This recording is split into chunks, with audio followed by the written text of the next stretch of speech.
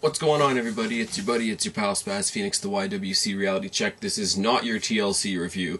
This is not your Raw review. Trust me, I'm going to put some time and effort into reviewing both of those shows. I've got a lot to say, as you can probably imagine, or as you probably know if you follow me on Twitter, about both TLC and Raw. But that will come later this week. What I have is another challenge or conversational piece I want to offer to you guys, and again it spawns from the rant I did last week about how, you know, nobody in the YWC was ever going to be happy because they've chosen to be miserable, da da da da, and more specifically my developing theory about most people here in the YWC that have that push my guy mentality, that singular, that's my guy, and if he's doing okay, wrestling's great, and if he's not doing okay, then wrestling is shit and nobody knows what they're doing, and da da da da da, and I'm gonna rant from here until the cows come home.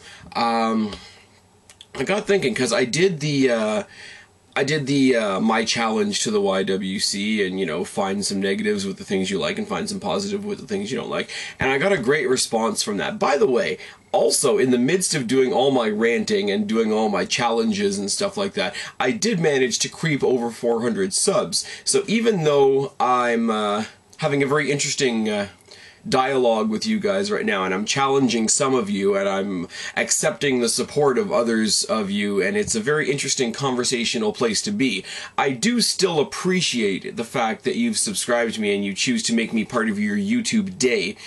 But the response I got from the last video I got was really, really great. A lot of people actually did follow the sort of the guideline of the challenge that I laid out, you know, naming people or places or matches or whatever that they didn't like and pulling the positives out, and, you know, maybe dusting some of the scratches and the dents in the armor off of their supposed superheroes and being a little bit more realistic, which was exactly what I wanted to do with the challenge. Now, of course, there are still people there that put their flag in the ground, and I back this guy, and nobody's allowed to say anything about this guy, and if anybody says anything about this guy, they're wrong, and they're an asshole, and, you know, Spaz, go live on your fucking island, and da-da-da-da-da, you know, your opinion doesn't matter, fuck you, etc., etc., etc. And, the more I thought of it, and you guys know I've said this in the past when it comes to topics like this, I've never really followed one guy specifically. There's always been kind of a handful, and if you follow a handful, not only are you being more open-minded as a person, let's be honest, but you're leaving yourselves more opportunity to enjoy something. But if there was anybody that I was ever sort of singularly, like, where all my focus was singular on one person in the WWE, it would have to be Jeff Hardy. You know, and that's not a popular thing to say these days because, you know, it's not cool in the YWC to come up here and say that you're a Jeff Hardy fan. But if I had the attitude that a lot of people here in the YWC have, where it's my guy, my way or the highway, I would have jumped ship years ago when Jeff Hardy left. I didn't. My fandom for Jeff Hardy pretty much instantly transferred to CM Punk.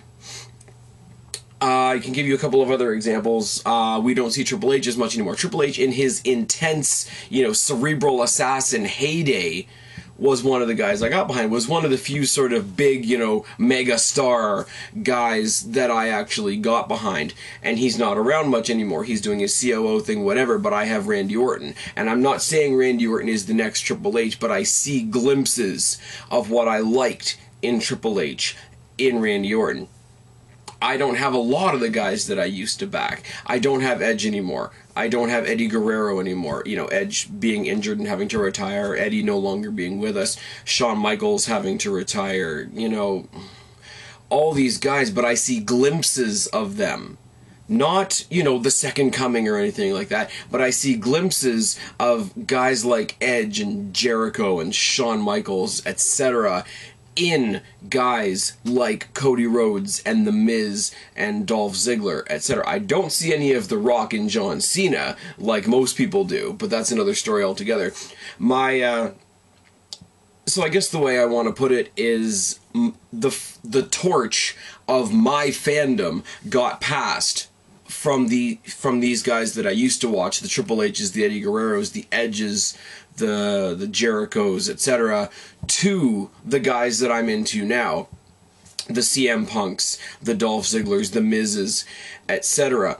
And it's a very interesting thing to think about your fandom, because if it doesn't progress and if it doesn't transform over time, then the time that you'll be able to enjoy wrestling is very, very limited.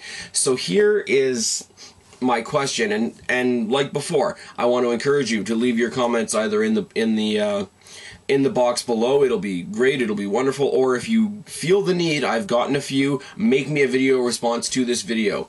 Tell me, if you're one of those guys that actually, in your own mind, for whatever reason, backs one guy, and one guy only, tell me who they are and why.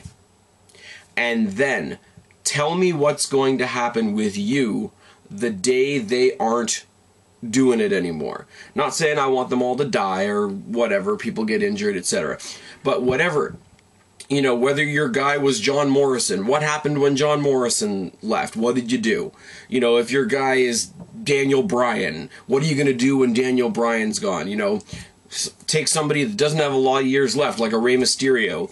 What are you going to do when Rey Mysterio leaves? If you're going to actually walk out the door the same day your guy does, tell me, and tell me why. If you're not, tell me who in your mind, even if you're not sure yet, tell me who you can see passing on the torch of your fandom to. Because if whoever you back, and I don't care who it is, if it's a Ziggler, if it's a Damien Sandow, if it's a Miz, if it's a Rey Mysterio, a Daniel Bryan, a CM Punk, or whatever, are you going to let them, whenever they leave, for whatever reason they leave, are you going to let them walk out the door with the torch of your fandom, or are you going to take it back and decide who gets it next? That's the question I want you guys to answer for me, either in the box below or in your own video response. You know, as a good buddy of mine says, do whatever you do. But please join this conversation. I think it'll be a very interesting, a very fun conversation. And I'm interested to see the response that this is going to get. But that's been all for me. At the moment, I'm going to talk about Raw and TLC sometime later on this week. For right now, I've been Spaz, your YWC Reality Check. Subscribe up there, talk down there, start a conversation, keep this conversation going. Please, that's the entire point of this video. Don't be a stranger. I will talk to each and every last one of you later, but for right now, I am tagging out. Bye, guys. Get up, come on.